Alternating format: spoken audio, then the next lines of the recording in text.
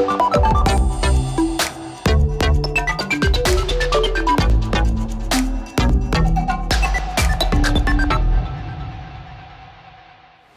à toutes et à tous et bienvenue pour cette nouvelle édition de Business Africa depuis Sharm el-Sheikh en Égypte. C'est là que se tient depuis une semaine la COP27. Comme vous le savez, la conférence des Nations Unies sur le climat de cette année se déroule dans un contexte d'événements météorologiques extrêmes dans le monde entier, d'une crise énergétique provoquée par la guerre en Ukraine et de données scientifiques réitérant qu'on ne fait pas assez pour lutter contre les émissions de carbone et protéger l'avenir de notre planète. Et nous partagerons plus de détails dans nos prochaines éditions. Et 150 $ sont encore à gagner aujourd'hui en fin d'émission avec le jeu Business Africa. Mais tout de suite, voici les titres. Signature d'un manifeste de la francophonie scientifique, création d'un réseau de clubs étudiants et d'un réseau d'intelligence artificielle, l'agence universitaire de la francophonie multiplie les innovations. Sur les 300 demandes que nous avons reçues, nous n'avons recruté, entre guillemets, nous n'avons gardé que 180 clubs, ce qui est déjà énorme. C'est-à-dire en un seul appel, là aujourd'hui on a déjà une des plus grandes associations au monde. Le Nigeria, champion de la crypto-monnaie, cap sur Abuja et son nouveau hub de technologie financière virtuelle. Convexity est une entreprise axée sur la blockchain et nous souhaitons voir cette technologie prospérer et bien sûr se développer dans la sous-région africaine à partir du Nigeria. Des bêtes en bonne santé sont synonymes de revenus réguliers. Les éleveurs de Zambie font le choix de la santé pour leurs troupeaux. Les mécanismes actuels de contrôle mis en place sont très efficaces. Parfois, il peut y avoir une urgence et je ne peux pas rencontrer mon patron pour l'avertir. Avec ce système, peu importe où il est, mon patron recevra mon rapport.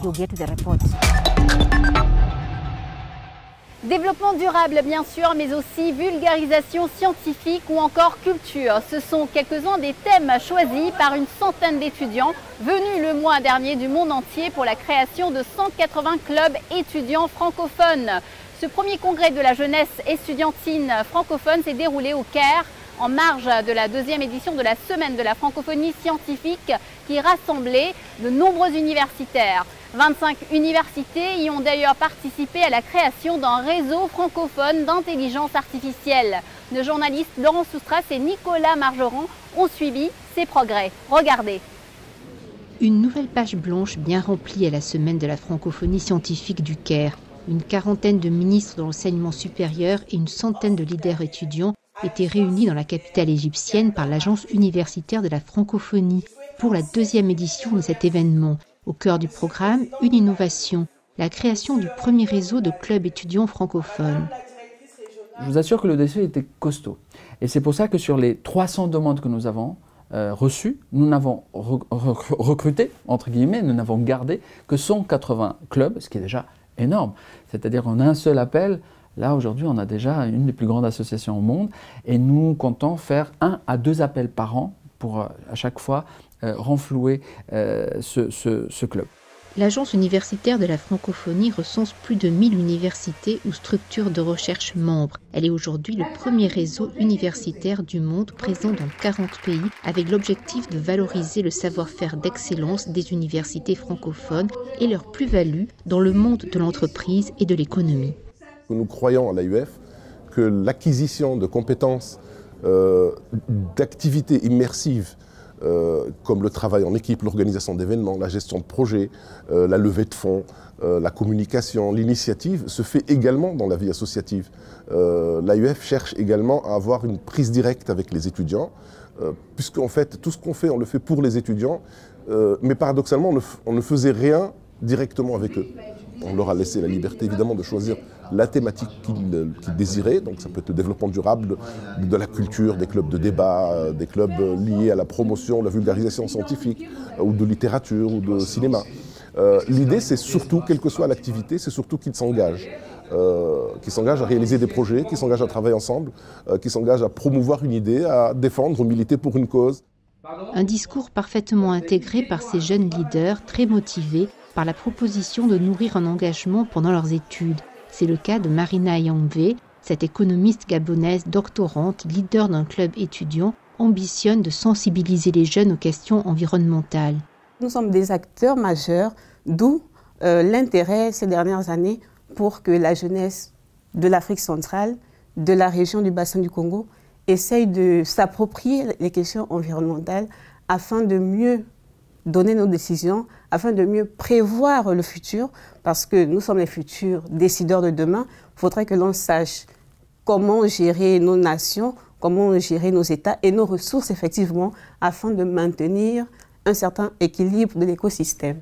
Des formations pour concrétiser une idée entrepreneuriale à l'hackathon de simulation de gestion de projet, les activités ont visé à structurer un groupe de jeunes leaders francophones. Pour l'élite étudiante africaine, c'était une aubaine à ne pas manquer pour bénéficier d'expertise et pourquoi pas vulgariser d'extraordinaires projets adaptés aux besoins du continent. Mais nous nous sommes dit, la population souffre d'un problème énergétique. Et les déchets sont là comme matière première principale de base pour produire cette forme d'énergie qui peut substituer le bois de chauffe dont ils sont obligés d'abattre les arbres pour ça. On s'est dit donc, bon, tiens, comment apporter donc une solution à ces populations partant des déchets qu'elles-mêmes elles produisent. Ça peut être les déchets de cuisine, déchets d'élevage, déchets agricoles et autres. La solution, cette installation gagnante cette année du prix étudiant entrepreneurial 60 secondes pour convaincre, organisé par l'AUF. Ce sont des dispositifs mobiles, nous recyclons du matériel local que nous produisons des kits avec, qui peuvent produire et du biogaz. Et à la fin de la production, on recycle encore les déchets pour produire des biofertilisants qui sont valorisés en agriculture. Au-delà de la valorisation des solutions africaines apportées par ces étudiants entrepreneurs, l'AUF vise à pérenniser dans le monde entier des réseaux d'expertise solides. Une enveloppe de 150 000 € a été consacrée au club étudiant cette année et un suivi rigoureux de la labellisation est prévu. La Semaine du Caire a été aussi l'occasion de voir naître un réseau francophone d'intelligence artificielle qui fédère déjà 25 universités de 15 pays, alors que la présence de la langue française dans les publications de recherche est très réduite.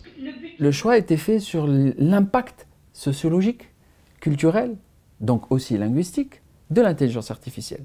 Donc ce n'est pas tellement les questions techniques ou technologiques qui nous intéressent et qui sont très bien étudiées par d'autres, mais c'est justement la dimension culturelle et sociologique. Et c'est là où la question de la francophonie devient pertinente, même par un sujet aussi technologique.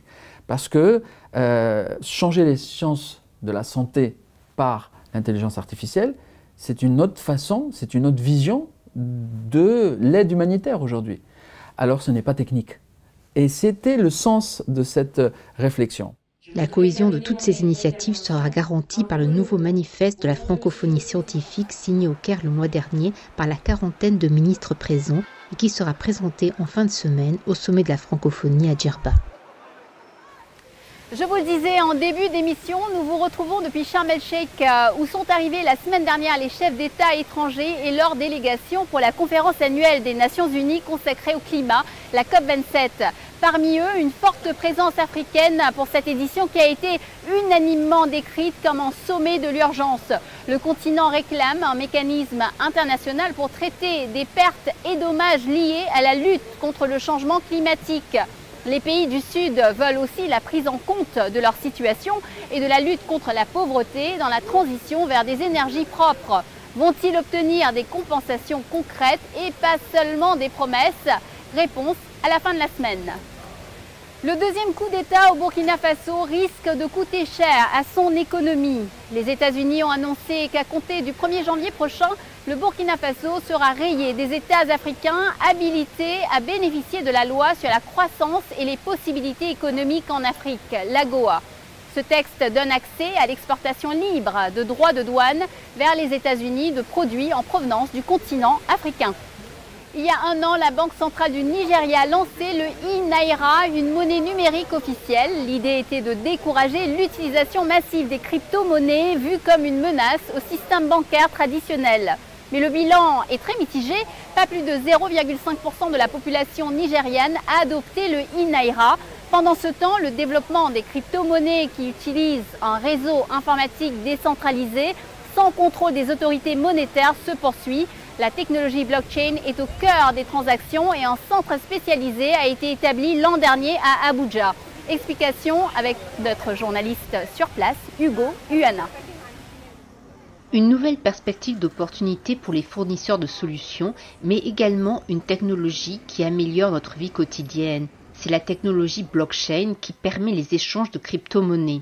De nombreux acteurs du secteur aspirent à un endroit où ils peuvent réseauter, échanger et améliorer leurs connaissances dans un hub exclusivement dédié au marché de la blockchain et à sa technologie. Récemment, Convexity, le premier hub de blockchain en Afrique subsaharienne, a été lancé dans la capitale fédérale d'Abuja au Nigeria. Son ambition est de résoudre les différents problèmes qui prévalent en Afrique subsaharienne, avec le Nigeria en tête de cette révolution technologique.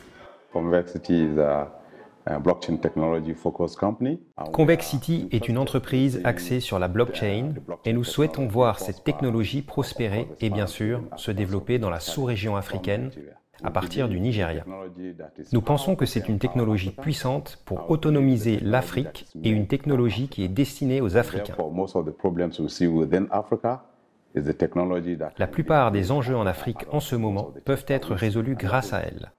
Et c'est ce qui expliquerait la création du premier hub de blockchain afin de booster les ressources, les talents pour co-imaginer, co-créer et résoudre les problèmes locaux. Le laboratoire d'investigation financière de Convexity s'est associé au gouvernement nigérian pour moderniser son architecture de sécurité en formant diverses agences de sécurité à acquérir les connaissances nécessaires pour lutter contre les crimes qui pourraient émerger de cette technologie. Nous sommes un partenaire de Chain Analysis, l'une des principales sociétés d'analyse de blockchain au monde, qui permettent aux autorités américaines de travailler en collaboration avec les autorités nigérianes. Nous sommes également très impliqués et en partenariat étroit avec le groupe canadien Blockchain Intelligence, spécialiste de l'investigation en crypto-monnaie. Ce sont les personnes qui soutiennent la CIA pour enquêter. Donc, si vous avez cette technologie robuste ici au Nigeria, il est tout à fait logique que nous aidions nos forces de l'ordre à comprendre et mieux appréhender cette nouvelle technologie, ainsi que les crimes qui pourraient être associés. Nous avons donc pu avoir une conversation et fournir un peu de formation à l'armée, et nous avons fait spécifiquement pour le commandement de la cyberguerre de l'armée nigériane.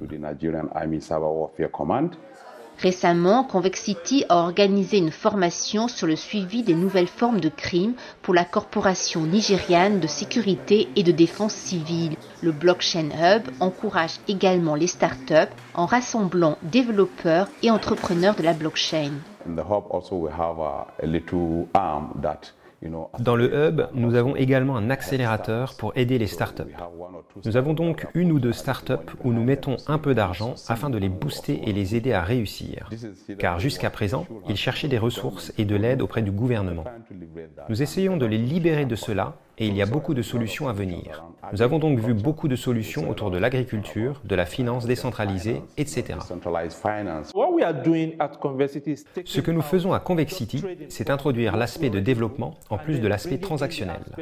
Développer des solutions qui auraient un impact sur la société ou la communauté. Donc, dans notre hub, nous avons des développeurs qui travaillent en ce sens et pour y parvenir, nous travaillons vers un hackathon afin de réunir les développeurs, les startups, pour créer des solutions qui vont faire progresser la société. Convexity a soutenu environ 12 startups avec des solutions basées sur la blockchain, telles que DeFi, Data Integrity, Sonergy, NFT AP, pour n'en citer que quelques-unes. Si certaines sont encore en incubation, 2 ont été directement financées par Convexity. En tant que start-up, nous sommes venus pour le lancement inaugural de Convexity et nous leur avons présenté notre idée. Et ils ont vraiment aimé et adhéré. Finalement, ils ont décidé qu'ils allaient nous financer et nous incuber dans le hub. Jusqu'à présent, nous avons pu obtenir un financement de développement de leur part. Nous avons un espace de travail, de l'électricité et un accès Internet, ce qui nous a permis d'accélérer notre phase de développement jusqu'à la phase de test. Et nous travaillons déjà avec des développeurs pour tester l'API.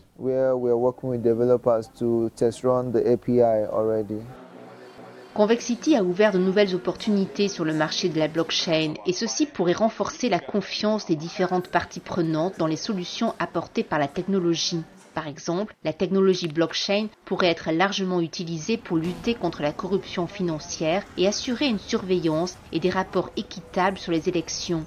Des solutions éthiques à l'autonomisation des startups agricoles La blockchain offre une mine de ressources pour les économies émergentes. Il s'agit d'une révolution technologique en cours que Convexity et le Nigeria visent à mener sur le continent africain.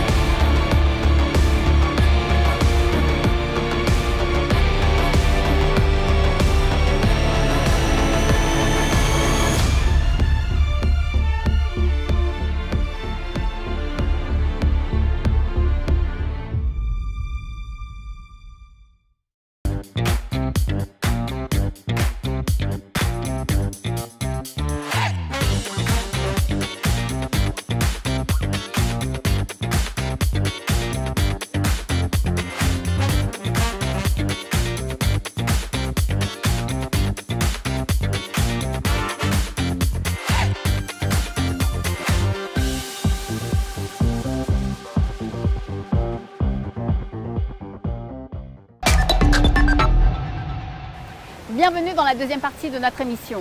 Le gouvernement éthiopien et les forces du Front de libération populaire du Tigré ont finalement mis fin à l'un des conflits africains les plus sanglants de ces dernières années. Les deux parties ont signé un cessez-le-feu et un accord pour faire taire les armes au bout de négociations menées par l'Union africaine qui se sont tenues en Afrique du Sud. L'accord garantit la protection des civils, le rétablissement des services de base et l'approvisionnement humanitaire. Et pendant ce temps, la communauté des États d'Afrique de l'Est est bien déterminée à faire triompher la paix en République démocratique du Congo, dans un contexte de fortes tensions régionales. Le président kényan William Ruto a salué le départ d'une force de maintien de la paix de centaines de soldats pour l'Est du Congo, une région très riche en ressources minérales et où s'activent de multiples groupes rebelles. Le Gabon se tourne vers l'expertise chinoise en pêche et aquaculture. Objectif, relancer la production de thon tout en créant des emplois. Le pays, gros consommateur, importe 26 000 tonnes de poissons par an, mais la filière thon est au ralenti depuis la fermeture d'une usine dédiée il y a 10 ans. Le Gabon ambitionne dès l'année prochaine de traiter 10 000 tonnes de thon par an. Direction la Zambie pour ce dernier reportage. Dans ce pays situé au cœur de l'Afrique australe, l'élevage est l'une des activités principales des habitants. Pour faire face aux épidémies qui déciment les troupeaux, une seule stratégie, surveiller de près la santé des animaux, quitte à dépenser une partie de ses revenus. Regardez, c'est un reportage de Peter Yumi et Aurélie Turc. Des générations de petits fermiers ont élevé leur bétail sur les paysages vallonnés de la province sud de la Zambie. Simon Ilwindi possède un troupeau de 110 têtes, un nombre considérable par rapport à la moyenne nationale. Aujourd'hui, il reçoit la visite du vétérinaire Liliam Makossa. Simon se souvient encore de la dernière épidémie de fièvre afteuse dans la région il y a 10 ans. À cette époque, j'avais 70 bêtes et j'en ai perdu 30. J'ai aussi perdu beaucoup d'argent. J'ai dû dépenser 750 000 kwacha zambiens pour maîtriser l'épidémie. Soit plus de 120 000 $. Maintenant, la situation s'est beaucoup améliorée et Simon bénéficie d'un système de surveillance de la bonne santé de son cheptel, grâce en grande partie à un projet soutenu par des fonds internationaux. Une épidémie de fièvre afteuse est souvent synonyme de désastre financier. En 2008, 8 millions de bovins ont été touchés par la maladie à travers l'Afrique avec des pertes estimées à plus de 15 millions de $. Nous avons galéré pendant un mois. Notre production était au plus bas et nous avons eu du mal à payer les salaires. Aujourd'hui, grâce au programme de soutien qui s'élève à plus de 20 millions de $, financé en grande partie par la BAD, la Banque africaine de développement, la maladie est sur le point d'être maîtrisée. Un programme innovant qui exploite les nouvelles technologies. Avec son stylo numérique, le vétérinaire Liliam Makossa peut alerter les autorités de santé animalière instantanément en cas de nouvelle épidémie de fièvre afteuse ou autre maladie bovine. Synchronisé avec un téléphone cellulaire, ce stylo peut servir à accéder aux informations en temps réel. Les mécanismes actuels de contrôle mis en place sont très efficaces. Parfois, il peut y avoir une urgence et je ne peux pas rencontrer mon patron pour l'avertir. Avec ce système, peu importe où il est, mon patron recevra mon rapport. 4 pays voisins de la Zambie ont pu bénéficier du projet transfrontalier de santé animalière de la Banque africaine de développement. Le but du projet n'est pas seulement d'améliorer la santé des cheptels de la région, mais aussi celle des exportations de bétail. Par le passé, ces 5 pays ne pouvaient pas se conformer aux normes d'exportation nécessaires aux marchés internationaux, comme celui de l'Union européenne. Les épidémies ne s'arrêtent pas aux frontières et un foyer d'infection dans un pays peut facilement se répandre parmi les cheptels et animaux sauvages des pays avoisinants.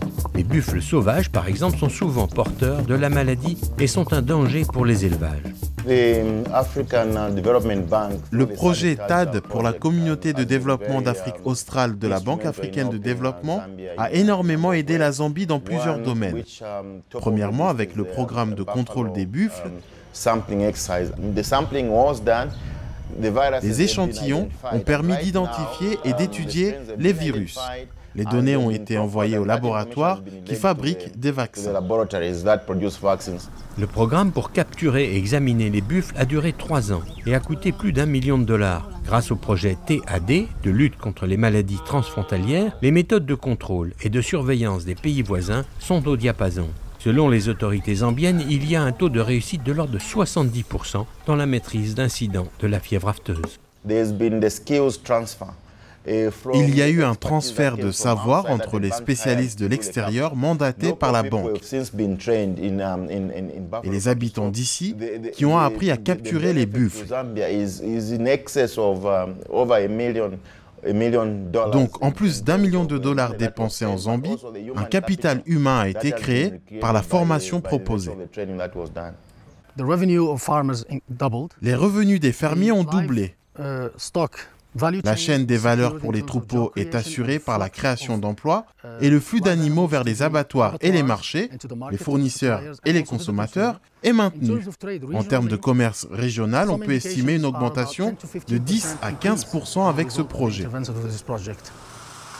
Ces exportations peuvent rapporter plus de 40 millions de dollars à la Zambie.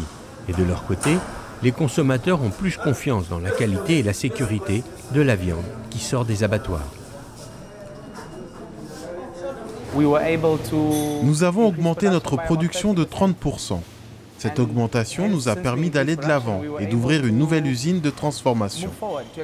Nous avons pu embaucher 60 personnes supplémentaires. 120 personnes travaillent pour la Best Beef Company et Trevor Khalidis se dit optimiste tant que la maladie est maîtrisée. C'est important car les animaux contaminés produisent aussi beaucoup moins de lait. Un bon bilan de santé est une bonne nouvelle pour la laiterie coopérative de Monze, au sud-ouest de la Zambie. En 2 ans, nous avons augmenté de 1500 litres en une journée. Maintenant, c'est le double, parce que nous avons ouvert ce nouveau centre. Nous produisons 3000 litres par jour. La nouvelle coopérative est une aubaine pour les petits éleveurs comme Elina. Il ne me faut que 2 heures pour venir ici. Avant, il fallait voyager pendant toute une journée pour vendre le lait. Je gagne maintenant 70% de plus et avec cet argent, je peux payer les études et les frais médicaux s'il y en a. Avec une fille handicapée et plusieurs autres enfants à charge, chaque rentrée d'argent compte pour Elina. Mais chaque investissement dans la recherche de nouveaux vaccins compte aussi. Je prépare l'échantillonnage, je suis en train d'extraire l'ADN. Les échantillons doivent être analysés et les vaccins élaborés. Les fonds disponibles n'ont pas simplement permis aux chercheurs d'identifier les sources de maladies, ils ont aussi permis d'agir rapidement. Les diagnostics conventionnels prenaient 3, 4, 5 jours, voire une semaine, avant de pouvoir donner des résultats aux fermiers. Avec ce système de diagnostic moléculaire, ils les ont rapidement et les résultats sont fiables. Plus d'1 demi-million de dollars a été dépensé dans l'achat d'ordinateurs, de logiciels et dans la formation. Jasmine Ibadjene est un cas typique d'éleveur de bétail dans la région de Monze.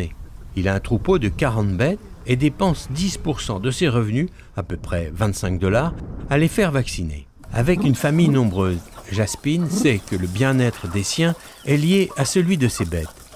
Si elles sont épargnées par la maladie, il pourra les vendre et réinvestir. Jaspine, Elina et des centaines d'autres petits fermiers à travers l'Afrique australe savent que l'avenir peut leur réserver des surprises.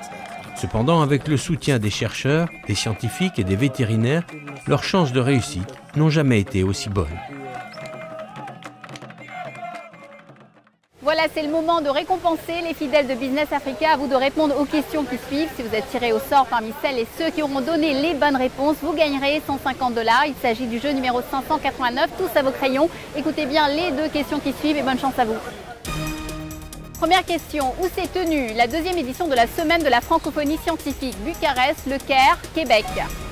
Deuxième question, où se trouve le hub blockchain du Nigeria? Lagos, Abuja, Ibadan. Vous connaissez les réponses, vous pouvez participer dès maintenant en allant sur notre site internet à la page replay, répondez aux questions, remplissez bien votre formulaire et bonne chance à vous.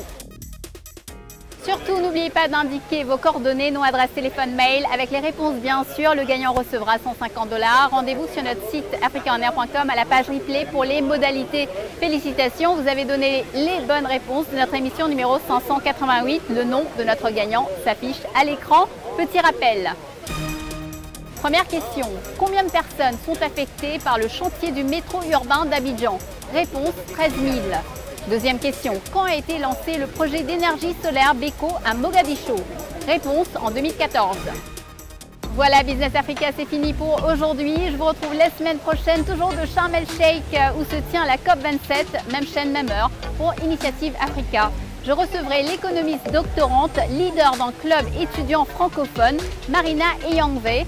En attendant, vous pouvez revoir cette émission sur notre site d'actualité bilingue africaonair.com et suivre nos actualités sur les réseaux sociaux. N'hésitez pas à liker, partager et commenter en utilisant le hashtag Business Africa. Prenez soin de vous et la semaine prochaine.